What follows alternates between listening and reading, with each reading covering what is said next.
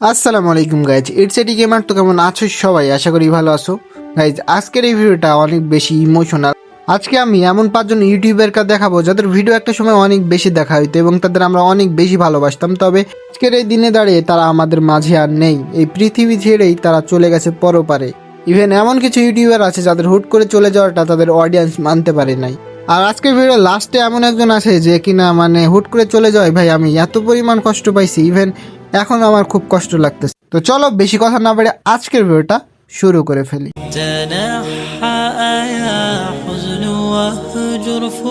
তো নাম্বার ওয়ানে আছে একজন ই স্পোর্টস প্লেয়ার গৌরব তিওয়ারি মার্ভেল, যে কিনা ইন্ডিয়ার হেড হান্টার্স টিমে খেলে থাকতো। কিন্তু দুঃখের বিষয় হচ্ছে সে অ্যাসিটিস নামে একটা রোগে আক্রান্ত ছিল, যেটা কিনা হার্টের রোগ। অপারেশন করার পরেও এটা 100% ফিক্স করা সম্ভব হয় না, যার কারণে এই পৃথিবীকে সে আলবিদা বলে দেয়। আর তার ই স্পোর্টসের প্রতি অনেক বেশি ডেডিকেশন ছিল। অসুস্থতার মধ্যেও এই যে গেম প্লেটা দেখতে পেতেছে, এটা তারই একটা গেম প্লে। অন্য লেভেলের একজন প্লেয়ার ছিল, একজন উজ্জ্বল নক্ষত্র আমাদের মাঝ থেকে হারিয়ে গেছে। যাই হোক, মার্বেলের থেকে আমাদের শেখা উচিত যে একজন ই স্পোর্টস প্লেয়ারের ডেডিকেশন কেমন হওয়া উচিত। এটাই প্রার্থনা থাকবে যাতে পরপারে সে ভালো থাকে। Rest in peace Marble. Number two আছে Indian legend Skylot the roadster. Madhya Pradesh tourism riding tour पर निकले बाइकर्स ग्रुप के एक साथी बाइकर की ट्रक की चपेट में आने से मौत हो गई। घटना सोमवार दोपहर करीब 2 बजे नर्मदापुरम पिपरिया स्टेट हाईवे पर सुहागपुर में हुई। मृतक बाइकर्स अभ्युदय मिश्रा इंदौर के रहने वाले थे। স্কাইলোট এই বান্দা ছিল ইন্ডিয়ার সবচেয়ে বেস্ট একজন গেমিং রোস্টার এবং ইন্ডিয়াতে তার প্রচুর ফ্যান ফলোয়ার ছিল। এছাড়াও বাংলাদেশেও তার অনেক বেশি ফ্যান ফলোয়ার ছিল। ইভেন তার নাম শুনলে পুরো ফ্রি ফায়ার কমিউনিটি কাঁপতো। আর ফ্রি ফায়ারে যত ধরনের সমস্যা আছে সেটা নিয়ে সে সর্বপ্রথম কথা বলত। এছাড়াও ফ্রি ফায়ারের অনেক ইউটিউবারকে সে এক্সপোজ করে, কিন্তু দুঃখের বিষয় আজ থেকে 3 থেকে 4 বছর আগে সে একটা রোড অ্যাক্সিডেন্ট করে। মূলত তার বাইকে এসে একটা ট্রাকে মাইরা দেয়। এরপরে সে আমাদের আলবিদা বলে এখানেই তার যাত্রা শেষ করে ফেলে। তো নাম্বার থ্রিতে এমন একজন আছে যেখানে স্ট্রিম করতো এবং সে স্ট্রিমের মধ্যে সে বাচ্চা সেজে আমাদের অনেক মজা দিত।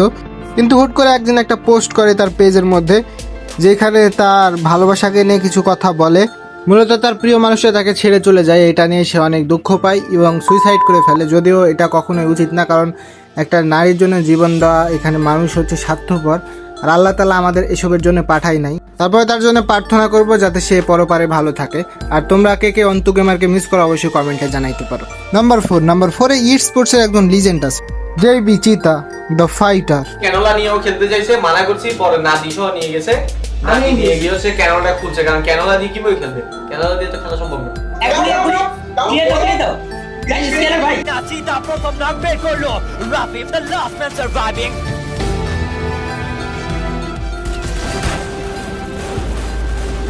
জেবি চিতা এর সম্পর্কে কি বলবো ভাই, মানে এর ডেডিকেশন অন্য লেভেলের ছিল। যে জায়গায় তার বাঁচা মারার প্রশ্ন ছিল, নিজের দিকে না তাকিয়ে নিজের টিম যাতে দেশকে রিপ্রেজেন্ট করতে পারে, যার কারণে এসে ভাই হসপিটাল থেকে পালিয়ে এসে এই টুর্নামেন্ট খেলছে ইডাব্লিউএসসি, যাতে তাদের টিম খেলতে পারে, কারণ সে ছিল মেন প্লেয়ার। বাট দুঃখবশত তাদের টিম সেকেন্ড হয়। আর তার কিছুদিন পরে সে আমাদের আলবিদা বলে দেয়, এই দুনিয়াকে আলবিদা বলে দেয়। রেস্ট ইন পিস জেবি চিত। নাম্বার ফাইভে এমন একজন আছে যার নাম হচ্ছে অ্যাডভান্স গেমিং।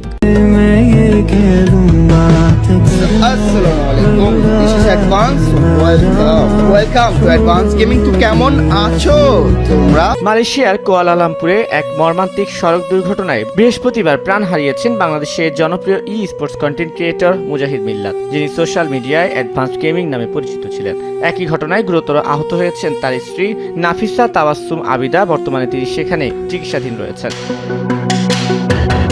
মালয়েশিয়ার গণমাধ্যম জানিয়েছে এই ঘটনায় জড়িত চালককে গ্রেফতার করা হয়েছে। তিনি দেশটির সেনাবাহিনীর একজন সদস্য।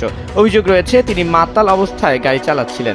বিশ্বাস করো ভাই, অ্যাডভান্স গেমিংয়ের এই খবরটা শোনার পরে আমার খুবই কষ্ট লাগছিল। আমি ভাবছিলাম হয়তো বা ফেকও হইতে পারে, তবে যখন তার চ্যানেলে পোস্টটা দিল যে অ্যাডভান্স গেমিং আর আমাদের মাঝে নাই, বিশ্বাস করো পায়ের তল থেকে মাটি না সরে গেছিল।